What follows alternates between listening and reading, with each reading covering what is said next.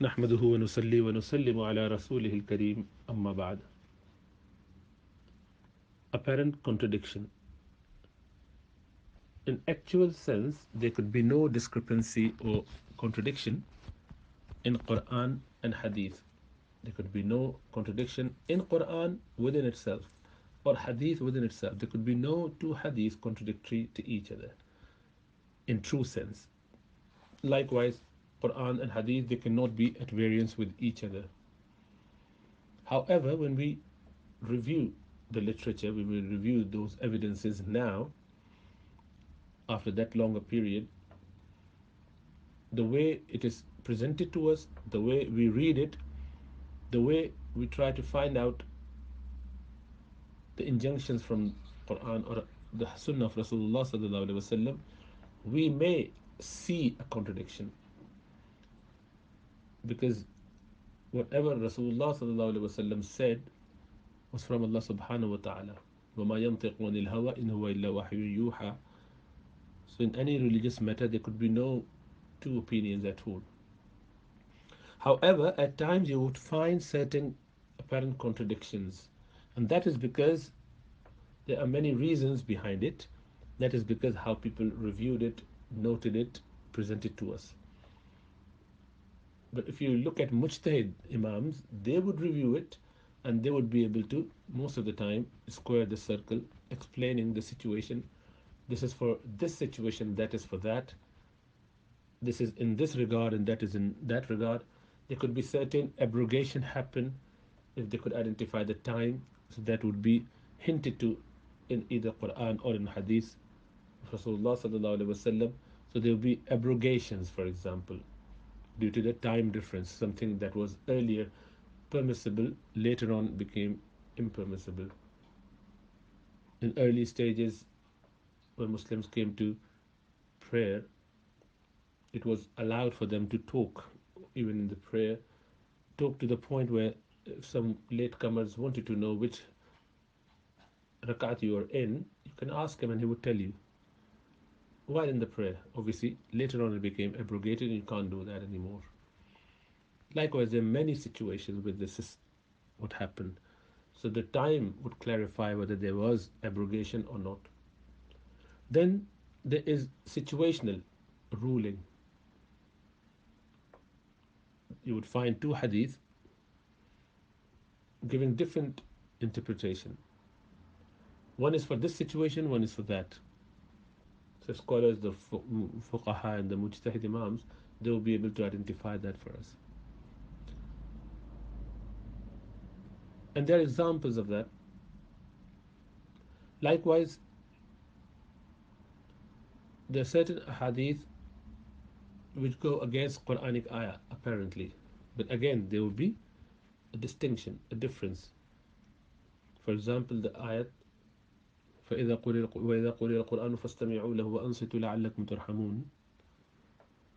When the Quran is being recited, to stay quiet and listen attentively. فَاسْتَمِعُوا لَهُ, listen attentively.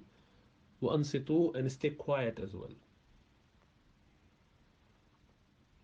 Now, when you look at the hadith, some hadith would suggest that you should recite Surah Fatiha. If you did not, your prayer is not valid. So the fuqaha, the imams, would read it and then they would clarify the situation. For example, Imam Abu Hanifa rahmatullah would say the Quranic ayah is for individual when they're praying on their own, or the imam when he's reciting on behalf of others. So when imam is reciting, everyone should be staying quiet, and he would have done Surah Fatiha on behalf of everyone else. When you're praying on your own, you should do Surah Fatiha as well. So you would not find a prayer which is done without Surah Fatiha being done, either by Imam for everyone, and everyone else is listening to the recitation of Quran by Imam quietly, and individual reading on their own, or the women praying on their own, and they're reciting Surah Fatiha in their nawafil, in their sunnah. So there's no rak'at which there is recitation of Surah Fatiha has been missed at all. Technical differences are, something else, but true in true sense, in practical sense, You would not find anyone not reciting Surah Fatiha in the prayer. So this is how they would square the circle. Likewise, Rasulullah sallallahu alaihi wasallam, he in certain hadiths has combined prayers. He allowed that to combine prayer, and there are certain reasons mentioned. For example, raining, someone being sick, someone is traveling, and yet Quran says, "Inna salata kanat al mu'minina kitaban mawquta." Prayer has been appointed and made obligatory for the believers to offer at an appointed time. The prayer is obligated in the fixed times, which is 5 times a day, as per Quran and many hadith. So there could be no less and no more fard prayer in a day. Now, this is at variance with the hadith where Rasulullah sallallahu alaihi wasallam combined, even as a traveler. Well, there's a hadith where Rasulullah sallallahu alaihi wasallam combined even without having any of those three excuses: no raining, no sickness, and he was in travel. He was in Medina. So obviously, there's apparent contradiction. How would you square this? Yes, it's apparent combining. Hanafis would say this was apparent combining, not a true combining, meaning that both prayers were done within their own times.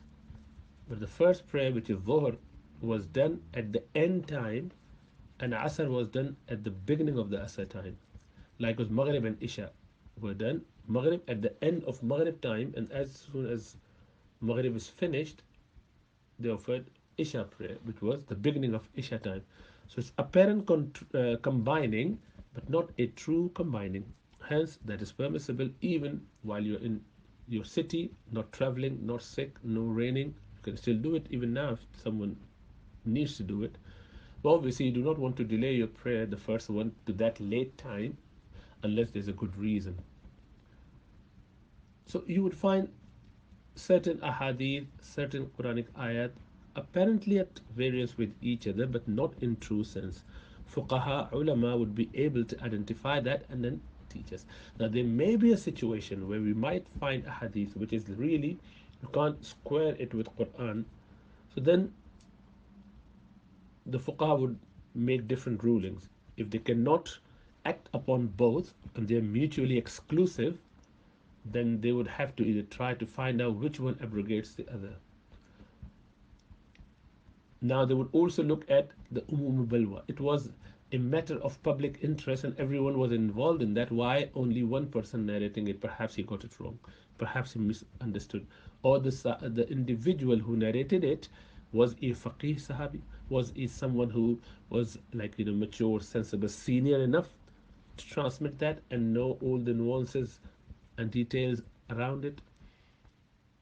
So fuqaha would look at all of them. Was it that the Sahabi narrating is is Khalifa?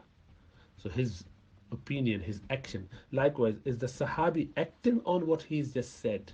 If he's not acting on what he said, means that this is abrogated in his understanding as well, or he has some other hadith which hasn't reached us due to whatever has been lost in the history. Not everything is written down. Obviously, not from hadith, not everything is written down. From Quran, yes, but not from hadith.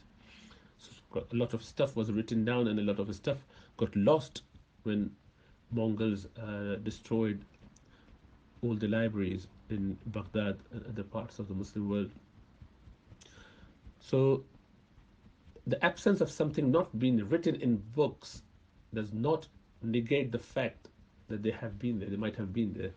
How do we know? Through the action of the Ummah over 1400 years. If they've been practicing something and no scholars have censured it, that becomes the binding, that becomes the norm and the sunnah or the way of the Ummah.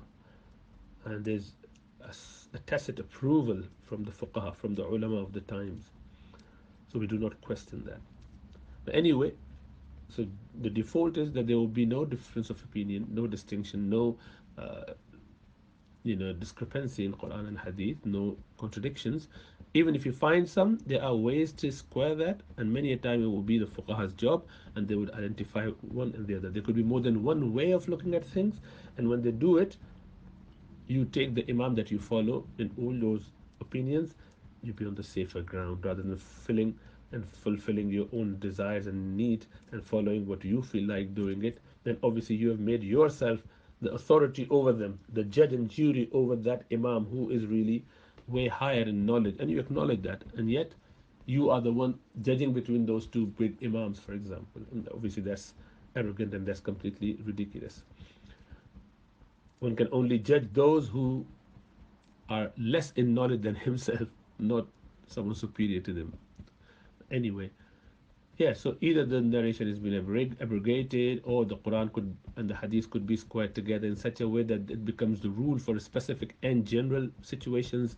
It could be for individuals, it could be for a group of people, it could be for men and women, it could be for collective action, or could be individual action. And likewise, there could be many other explanations. And if you do not find in any situation, then the fuqaha would stay quiet if they cannot prefer one over the other. If it is Quran versus a solitary narration, obviously Quran would always supersede. If it is Quran versus uh, Hadith mutawatir, and they're both of the same level with regards to their authenticity and authority, then one would stay quiet and leave both and go on to some other sources to arrive at a ruling, which is either the action of Sahaba, for example, or fatwa of the Khulafa or Rashidun or other people. So there are many different ways of looking at that. Alhamdulillah, this has all been sorted out, and the scholars are very clear on that. May Allah give us tawfiq to understand. This is just a brief outline. Obviously, there's a lot more nuanced discussion in and around that.